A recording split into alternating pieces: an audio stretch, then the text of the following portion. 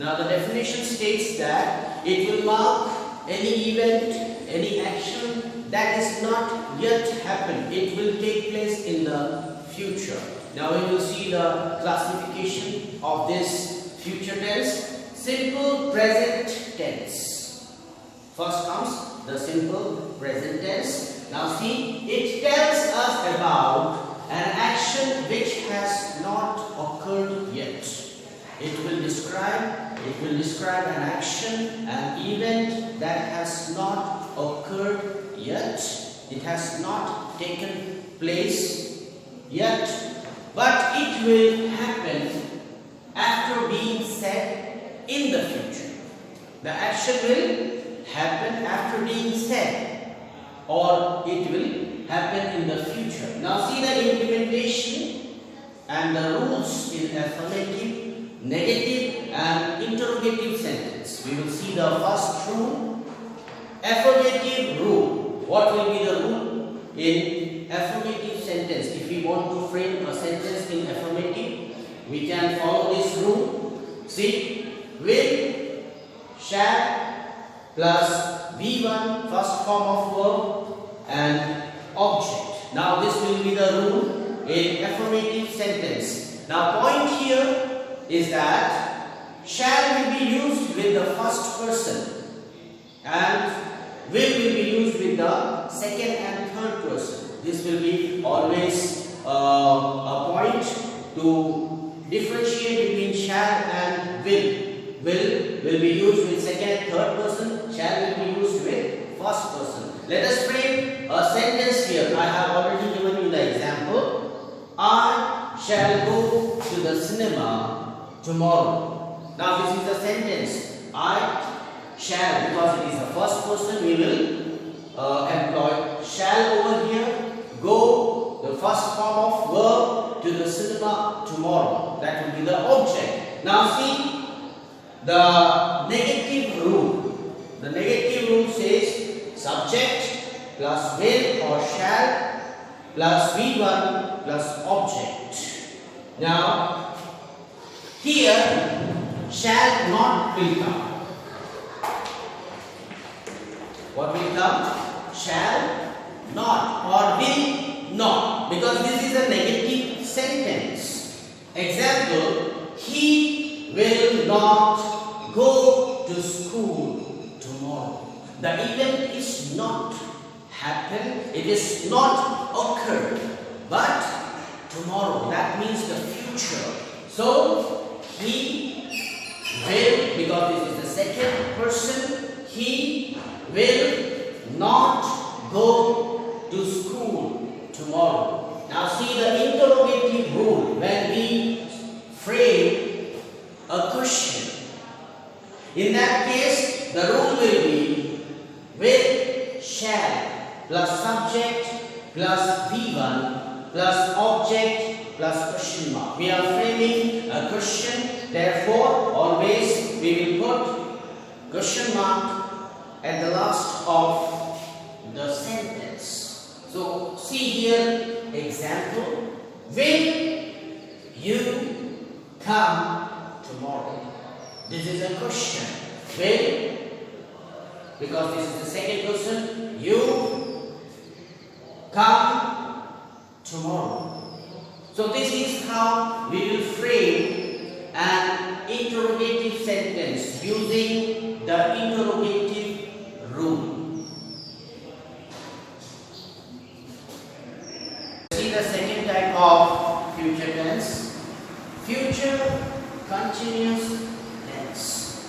It is used to express an action that will be in progress at the given time in the future. Now this definition states that the action will be in progress at the given time in the future.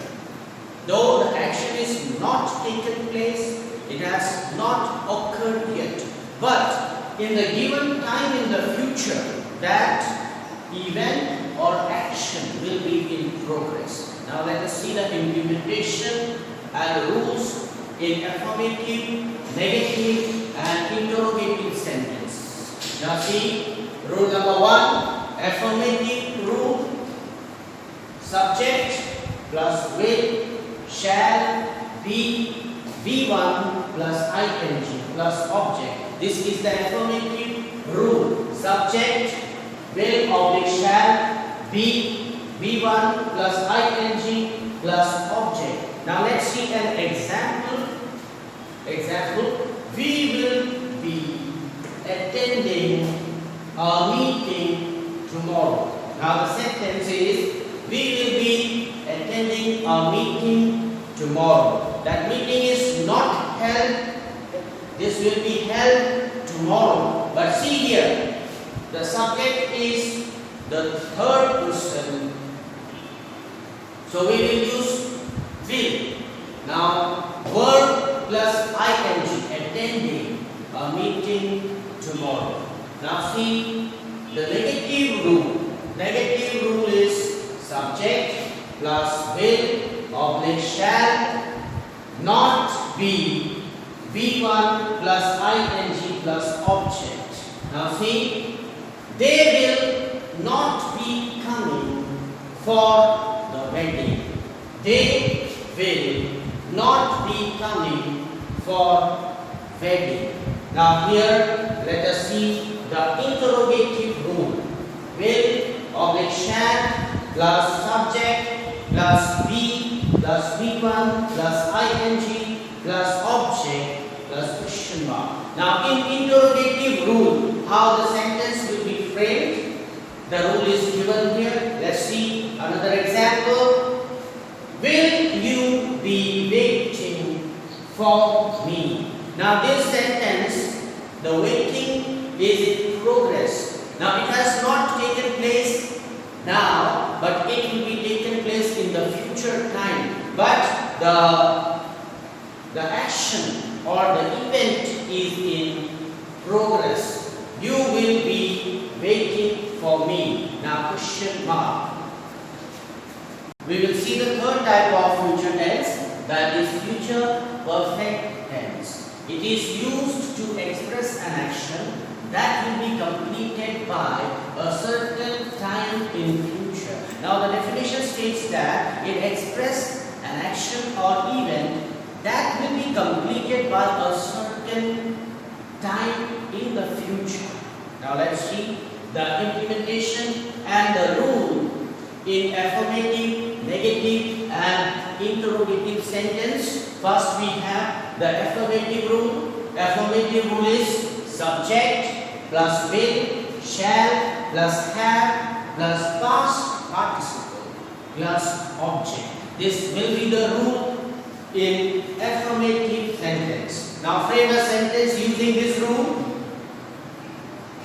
Example, I am sure you will have eaten your dinner by 9 p.m. Now this is a sentence. I am sure you will have eaten your dinner by 9 p.m. Here the event is completed by a specific time, a definite time or a certain time. That event is over. Now see the negative rule. Subject plus will, shall, not, have, past participle plus object. This will be the negative rule.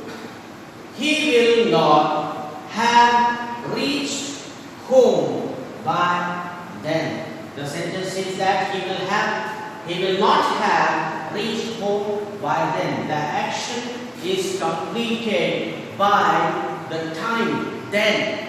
Now see the interrogative rule.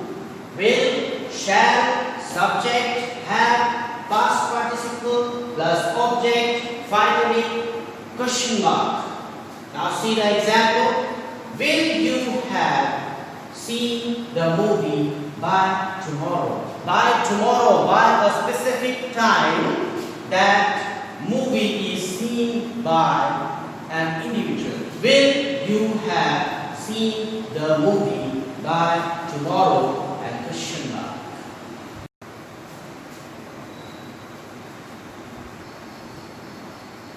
Now you will see the fourth type of future tense.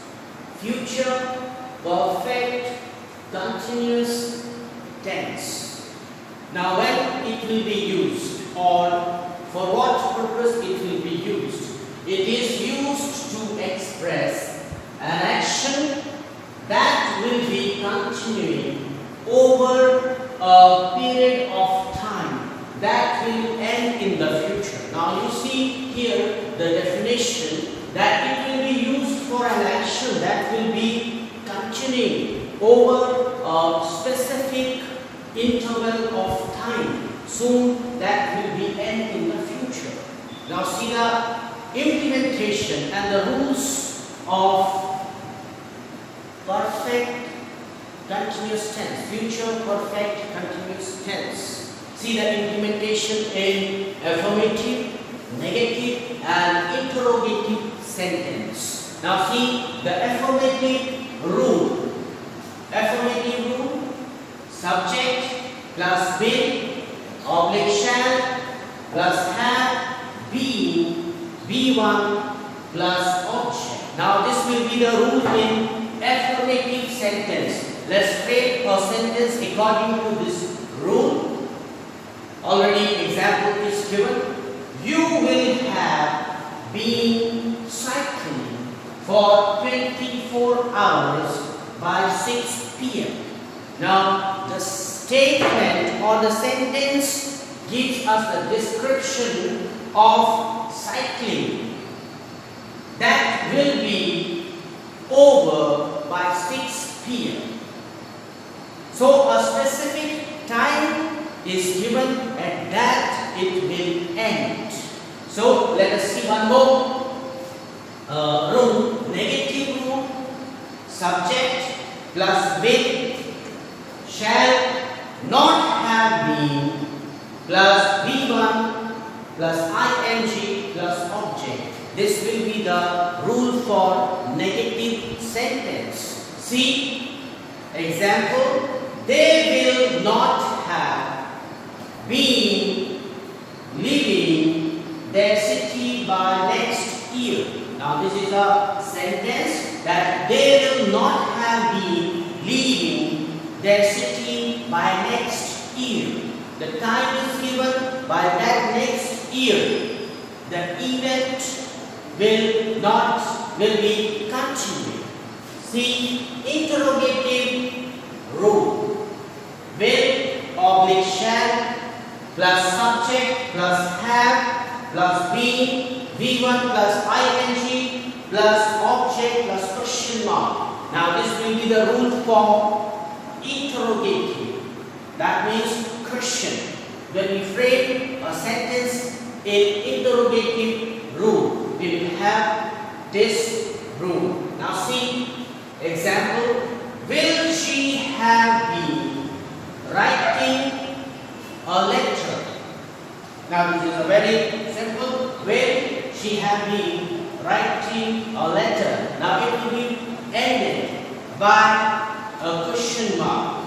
So this is all we have in the past tense, present tense and future tense. Now tenses are very important to structurize our sentence, to form our sentence, moreover to make